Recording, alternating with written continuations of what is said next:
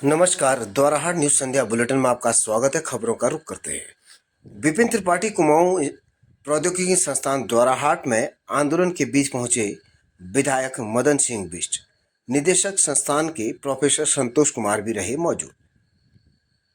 दैनिक वेतनभोगी कर्मचारियों का क्रमिक धरना आज 13 दिन भी लगातार जारी रहा। इसी बीच आज द्वाराहाट विधानसभा के विधायक मदन सिंह बिष्ट आंदोलन स्थल पर पहुंचे और आंदोलनकारियों से वार्ता की। साथ ही आंदोलन स्थल पर संस्थान के निदेशक प्रोफेसर संतोष कुमार मौजूद रहे।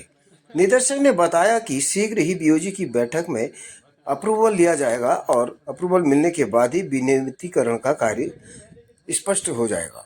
विधायक मदन सिंह बिष्ट ने कहा कि उनकी वार्ता तकनीकी सचिव से हो गई है और अभी वह बाहर हैं और जैसे ही वह लौटेंगे तो शीघ्र इस पर कार्य किया जाएगा और सभी आंदोलनकारी इस बात के लिए निश्चिंत रहे, आपकी मांग जायज है और शीघ्र ही इसको पूरा किया जाएगा। इधर विकासखंड द्वाराहाट के बगवाली पोखर में अपने 3 सूत्री मांगों को लेकर जिला पंचायत सदस्य रवाड़ी भोपाल सिंह भंडारी आमरण अनशन का आज दूसरा दिन।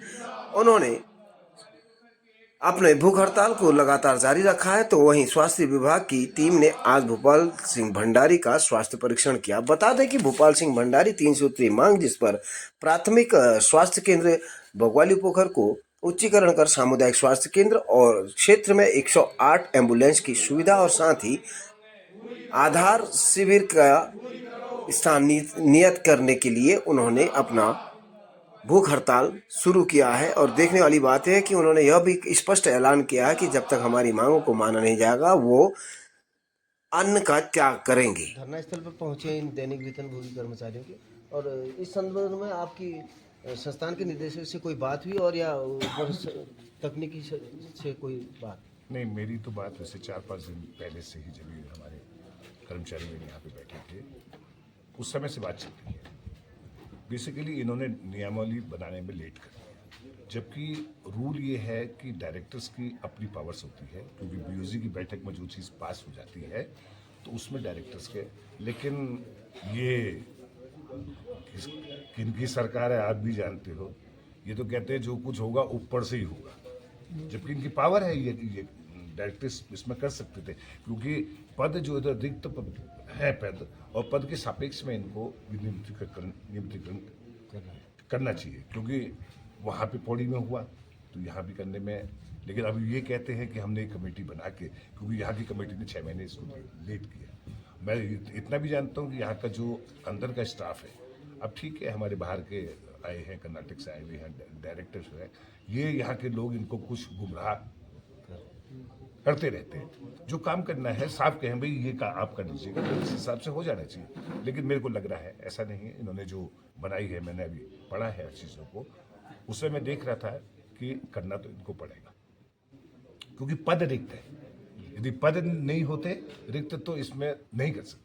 जब पद रिक्त है तो इनको प्रशासन को भी और इनको सरकार को भी करना पड़ेगा। डायरेक्टर मुझे कह रहे थे कि वित्त से परमिशन, मैंने उनको ये भी सजेशंस दिया कि भाई वित्त की पावर भी आपके ऑटोनोमस बॉडी है, आप सिर्फ वित्त को एक लेटर लिखेंगे, उसी पे आपका वो हो जाएगा, उसी पे हो जाएगा।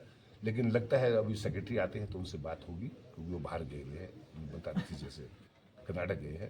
तो देखते हैं मंडे तक हमारे भाई लोग, कोई बात नहीं। मैंने इनसे पूछा कि आप उठना चाहते हैं या कुछ करना चाहते हैं, उन्होंने कहा नहीं, हम भी इनके साथ हैं, हम भी इनके साथ हैं।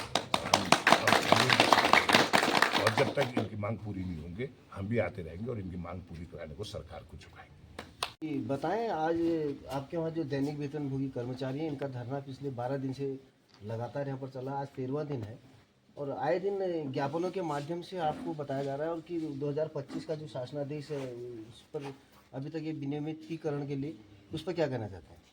देखिए, ये लोग हमारे जो कर्मचारी हैं डेली वेजेस के, 32 साल से, कुछ लोग 20 साल से काम कर रहे हैं।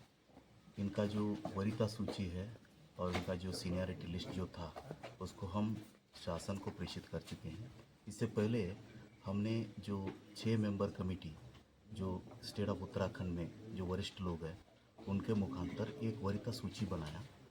उसके आधार पर जो रिक्त पद थे मैप करके हमने एक रिपोर्ट शासन को भेजा है 11 जून 26 को। तो हम लोग ये अपेक्षा कर रहे हैं कि ये शीघ्र ही काम पूर्ण हो जाएगा।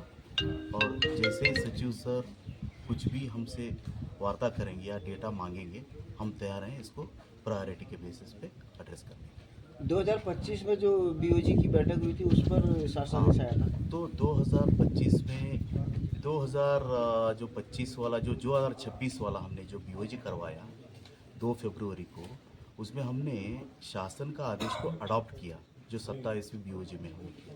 27वीं बीओजी में ये शासन के आदेश को अडॉप्ट किया, उसके ऊपर हमने एक प्रोसेस शुरू किया है।